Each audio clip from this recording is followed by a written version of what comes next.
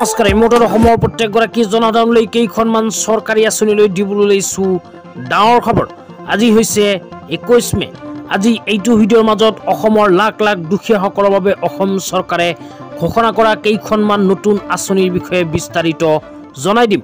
অনুগ্ৰহ কৰি ভিডিঅ'টো স্কিপ নকৰি প্ৰথমৰ পৰা শেষলৈ চাব আৰু মোৰ চেনেলত নতুন হ'লে এনেকুৱা নতুন নতুন ভিডিঅ' সকলোতকৈ আগত পাবলৈ প্লিজ চেনেলটো ছাবস্ক্ৰাইব কৰি মোৰ লগত থাকিব। তো বলক ভিডিঅ'টো আৰম্ভ কৰি কেইখনমান চৰকাৰী আঁচনিৰ বিষয়ে বিস্তাৰিত জানিল। তো আপোনালোকে মোবাইল স্ক্ৰীনত চাব পাৰিছে অসম চৰকাৰে 2023-24 চনৰ বাজেটত এনেকুৱা কেইখনমান সিদ্ধান্ত গ্ৰহণ কৰিছে। ইয়াৰ ভিতৰত প্ৰথম সিদ্ধান্তই হ'ল আপোন ঘৰ আঁচনি। তো অসম চৰকাৰে আপোন ঘৰ আঁচনিৰ বাবে 108 কোটি টকা আবণ্টন দিছে। তাৰ পিছৰ আঁচনিটো হ'ল আপোন বাহন আঁচনি। আপোন বাহন আঁচনিৰ বাবে 12 কোটি টকাৰ আবণ্টন দিছে অসম চৰকাৰে।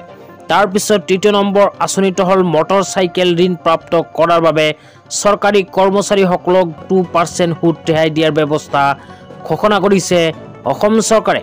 তাৰ পিছত কোৱা হৈছে মহিলা আৰু দিব্যাংগ কৰ্মচাৰীসকলৰ বাবে 3% সুদ ৰেহাই দিব অসম চৰকাৰে।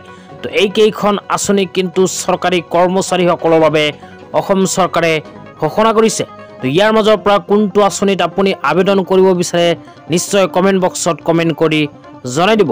তো এতিয়া আপোনালোকক দিবলৈ লৈছোঁ আজিৰ দ্বিতীয়টো খুবেই গুৰুত্বপূৰ্ণ খবৰ। তো আজিৰ দ্বিতীয়টো খবৰ হ'ল এয়াৰটেল আৰু জিঅ' চিম ইউজাৰসকলৰ বাবে। তো এয়াৰটেল আৰু জিঅ' চিম ব্যৱহাৰকাৰীসকলৰ বাবে এনেকুৱা এখন খবৰ আমাৰ হাতত আহি পৰিছে। যিসকল মানুহে এয়াৰটেল আৰু জিঅ' চিম ব্যৱহাৰ কৰি আছে সেইসকল মানুহৰ কাৰণে ৰিচাৰ্জ প্লান বৃদ্ধি হ'ব বুলি এনেকুৱা এখন খবৰ আহি পৰিছে আমাৰ হাতত। 15 পৰা 17% মূল্য বৃদ্ধি হ'ব বুলি ইয়াতে স্পষ্টকৈ ঘোষণা কৰিছে। তো যিসকল মানুহে এয়াৰটেল আৰু জিঅ'ৰ চিম ব্যৱহাৰ কৰে সেইসকল মানুহে পৰৱৰ্তী ৰিচাৰ্জত হয়তো 15 পৰা আৰম্ভ কৰি 17% বৃদ্ধি মূল্যত নিজৰ চিমখন ৰিচাৰ্জ কৰিব লাগিব পাৰে। তো এতিয়া আপোনালোকক আজিৰ তৃতীয়টো খুবেই গুৰুত্বপূৰ্ণ খবৰটো জনাই আছোঁ। অনুগ্ৰহ কৰি ভিডিঅ'টো স্কিপ নকৰি প্ৰথমৰ পৰা শেষলৈ চাই থাকিব। তো আজিৰ তৃতীয়টো খবৰ হ'ল পুলিচ কৰ্মীসকলৰ বাবে। পুলিচ কৰ্মীসকলে যদি এইকেইখন কাম কৰে তেন্তে লগে লগে যাব পাৰে চাকৰি। ইয়াৰ ভিতৰত প্ৰথমে কোৱা হৈছে যৌন অতিশয্যাত অভিযুক্ত হ'লে চৰকাৰী চাকৰি যাব আৰক্ষীৰ।